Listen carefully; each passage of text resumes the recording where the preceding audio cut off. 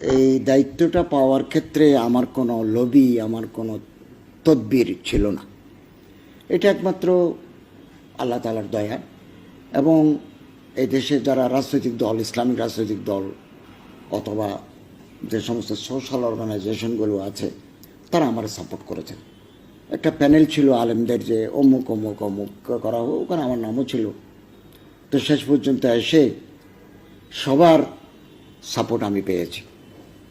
বিভিন্ন ইসলামী রাজনৈতিক দল, বিভিন্ন সোশ্যাল অর্গানাইজেশন, তো ওনাদের পক্ষ থেকে গ্রিন সিগন্যাল থাকার কারণে আমি এই দায়িত্বটা পেয়েছি।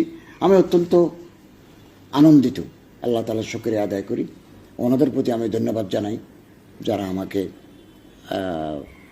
এই পদে বসানোর জন্য ইতিবাচক মতামত দিয়েছেন। ওনাদের প্রতি আমি ধন্যবাদ জানাই এবং আমি আশা করি যে